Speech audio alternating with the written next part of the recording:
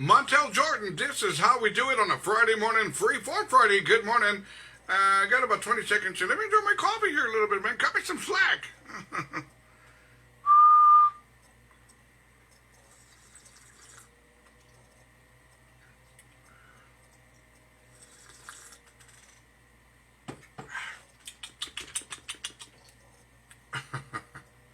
Crack myself up here. There we go.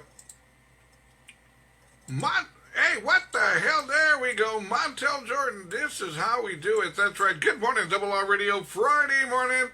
8:58, gearing up for hour number 3. This morning show is flying by. It really, really is. Anyways, Friday morning, it is December the 4th, 2020. Good morning, shout out to Michelle Acosta. Good morning, Michelle. How we doing? Anyways, still shaking the cobwebs here, man, but simply awesome outside. Love this weather. 38 degrees. Love it. That's right. This is the kind of weather I like. This is what I look forward to all year long. Weather like this. You can have your cafecito in the morning, un taquito, pan dulce, then in the evening, you get ready for them ice-cold Michelob Ultras, couple of shots of Maker's Mark. You want unos Christmas tamalitos, and it's all good. It really, really is. Good morning, Jenna. Diana Cáceres. Buenos dias. Anyways, yesterday for dinner, I decided to make myself a nice little steak with some papas, couple of slices of bread with butter on it, ice cold Michelob Ultra, and then for dessert I had me a donut. It was delicious, but I make a mean steak. I should open up my own restaurant.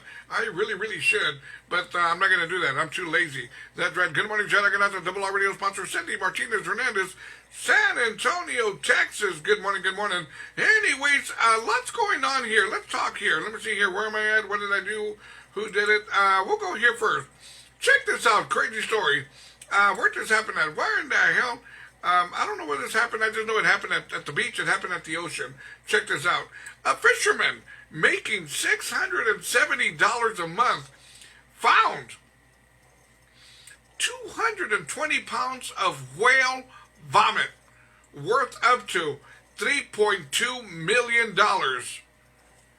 I never knew that whale vomit had value. If I would have known this, I would have gone in the water a long time ago. But how crazy is this, right? For a fisherman who makes $670 a month found 220 pounds of whale vomit worth up to How do you know when it's whale vomit? How do you know? I mean, you're in the water. Maybe you're scuba diving. How do you know? What does it look like? Where's the value in whale vomit? Hey, man, I'm in the wrong business. I'm going to go buy a boat and go to the coast and start looking for whale vomit. That is unreal. Anyways, it is what it is now. This fresh, actually, all this happened in Thailand. There we go. So look at, there you have it. Now the man's a millionaire for finding whale vomit. Crazy. It really, really is. Now, check this out. You know, there are stupid stories, and there are stupid stories. Here's one right here, and it happened right up here on 35 North, Austin, Texas. Check this out. An Austin mayor has publicly apologized for urging residents to stay home. Then what does he do? He goes on vacation to Mexico. What's his problem? He's telling everybody, stay home, be safe, stay home, social distancing. Makes sense, right? But the same person who's preaching all this stuff, what did he do? He goes on vacation to Mexico. Mexico. There we go. Good morning, Jen. I got to Janie and Jesse Chavarria. Good morning, good morning, good morning. Double R Radio sponsor, Deborah Camarillo, Anaheim, California. Mi Califa's girly. How we doing, Deborah?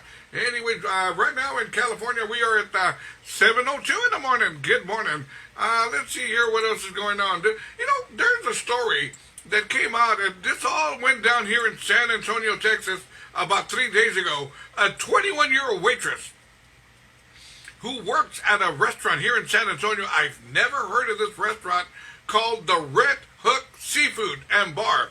Never heard of it. I've never even seen it. And I've been all over San Antonio. Well, anyways, 2 or 3 days ago, this lady, this waitress, 21 years old, was waiting on a man. Okay, now, according to reports, the restaurant was slammed, and they were short on help, and the waitress was really struggling, trying to cover everybody, and she kept on apologizing, and I'm sorry, I'm doing the best I can, blah, blah, blah. Well, when it was all said and done, the man said, I gotta go, man, I gotta go. I can't wait for my food anymore. Just bring me my check for my 2 beverages. Well, she brought him the ticket, apologized again. The man went and gave her a $2,000 tip, right? $2,000 tip. Now, the kicker here is that the restaurant claimed that they could not cash her $2,000 tip because it wasn't in their computer cash register kind of a thing to accept this large amount of tip. Well, a whole lot of stuff was to kind of like escalated about this. The waitress was heartbroken. I'd be heartbroken. Somebody gives me a $2,000 tip, and then they tell me I can't get it because of computer errors. I'd be pissed off also. When it was all said and done, it's all been reported that the waitress will receive her $2,000 tip. Man, that's awesome. That really, really is, man. It's nice to see that people are showing appreciation in these really, really difficult times. It really, really is. Good morning, John. I got the Double R Radio sponsor, Cynthia Gonzalez Ramirez, Houston, Texas. Good morning, amiga. Mr. Robert Cavazos. Good morning, good morning. Maru Flores. Good morning, good morning, good morning. Anyways, let's see here what else is going on. Well, get the hell. Now, check this out.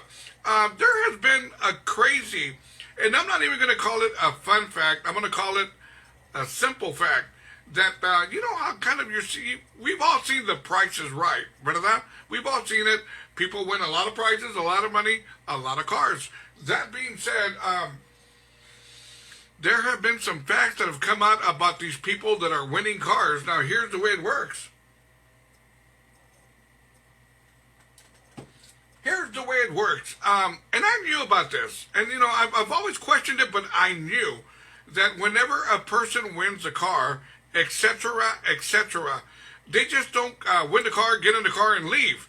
They got to wait 2 or 3 months. But once the paperwork has been filed and everything, once it's time for them to collect their car, before they can get their car, they have to pay taxes on the car.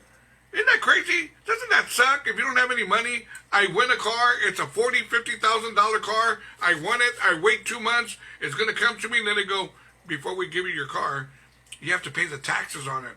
How much are the taxes? $3,500. I don't have $3,500. Well, you don't get the car until you pay the taxes. So your best bet is to borrow $3,500 from somebody if you don't have them.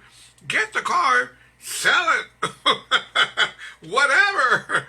But really, man, that's, you know, if you got the money for it, that's great. You know, you got to pay the taxes, you pay them, you get your car. But if you don't have, you know, the money to pay the taxes, they will not release the car to you till you pay the taxes. Kind of like that song that goes, all my taxes go to Texas. No, that wasn't funny. All right, that wasn't funny whatsoever. Anyways, December the 4th, a whole lot of people out there doing some Christmas shopping. I've been picking up people left and right as they're doing the Uber thing from malls and whatever. I picked up a young woman yesterday who works at Macy's in downtown San Antonio at the River Center Mall, and she was telling me it's pretty dead in the mall. She goes, even because of Black Friday, the sales and everything, she says it's pretty dead. Pretty dead. Also, there's a mortuary right up the street from my house. They claim it's pretty dead also. No, that wasn't funny. All right, that wasn't funny whatsoever. By the way, do not forget, Thursday night, December the 31st, New Year's Eve, I'll be going live in the living color from 9 p.m. all the way to midnight. Help me bring in 2021. It all gets started at 9 p.m. Thursday night, December the 31st. I've done it every year for the past 6-7 years, and I said, let's do it again. And if you've never joined me to bring in the new year, you're missing out. It's a lot of fun, a lot of good music, a lot of everything.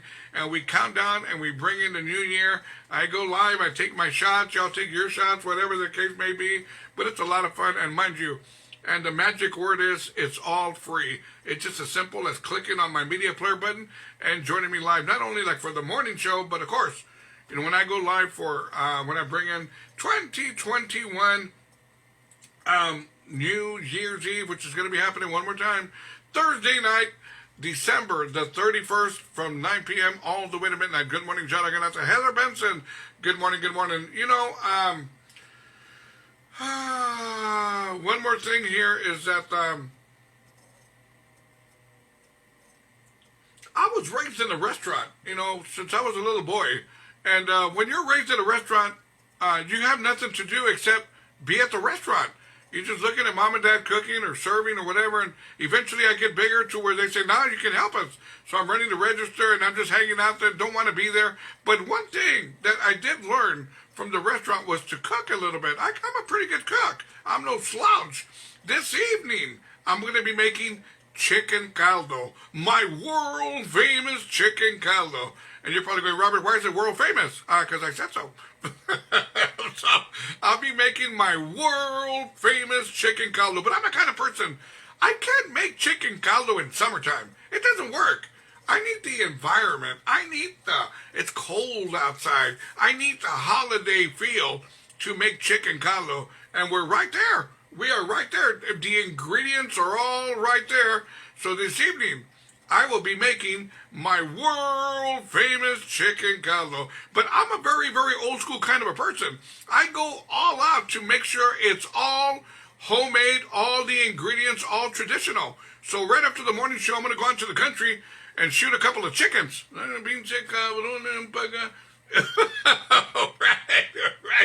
And I got to pluck the chicken and save the feathers to make a pillow and all this other good stuff. Now, you know, I used to have a Theo. He had a ranch right outside of San Marcos, and he had a ranch, man. And when I was a little kid, this is all true. When I was a little kid, I would run around and play with the chickens, right? And running around. I was a kid, 5 years old, 4 years old, running around. And my Theo told me, Mijo, don't get too used to these chickens.